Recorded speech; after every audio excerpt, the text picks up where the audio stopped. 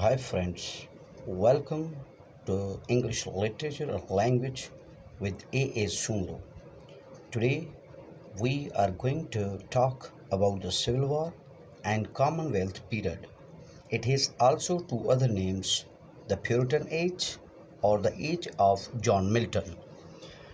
Today we would discuss the historical background, literary features and major writers of this age.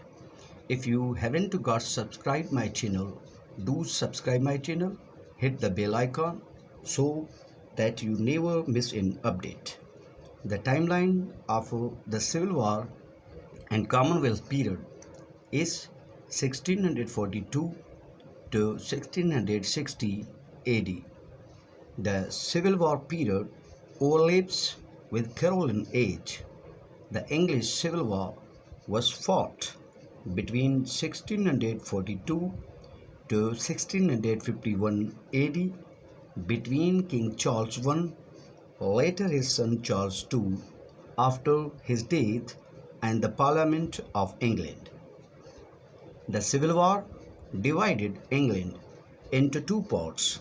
Number one, Royalists, and number two, Parliaments. Oliver Cromwell, an educated Puritan, became the new leader of Parliament. He formed the new model army which checkmated King Charles I's army in 1645. As Charles I refused to surrender, he was put on trial for high treason. In 1649, Oliver Cromwell beheaded King Charles I. After the death of King Charles I, Oliver Cromwell became the Lord Protector of England. Monarchy was abolished. This is called the Commonwealth period, which lasted from 1649 to 1660 AD. Meanwhile, Charles II, the son of King Charles I, fought for the throne of England, but his army was defeated by Oliver Cromwell's army. Thus, Charles II had to go on exile.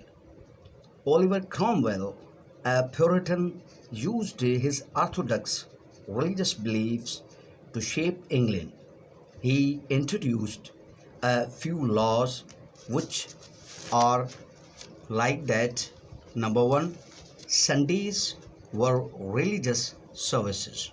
Means it was the first religious belief that the days of Sundays were only dedicated for the religious services and nobody would be able to do any other thing except the religious service.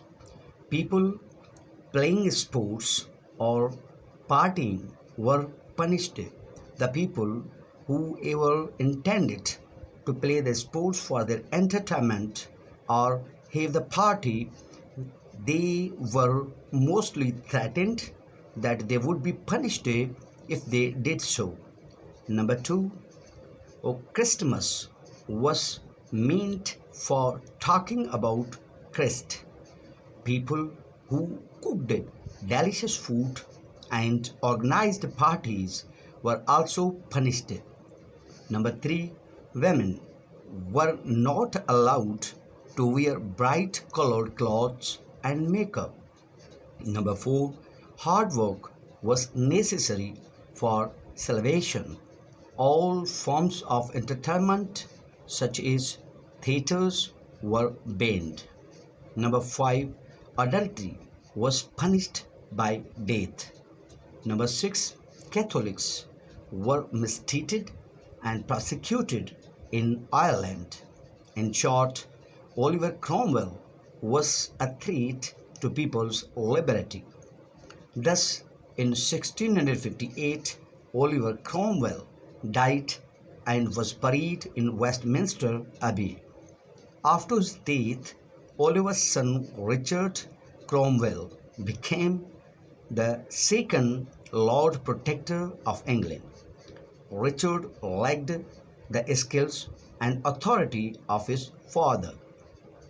Thus, in 1660, Charles II defeated Richard Cromwell and regained power as the King of England.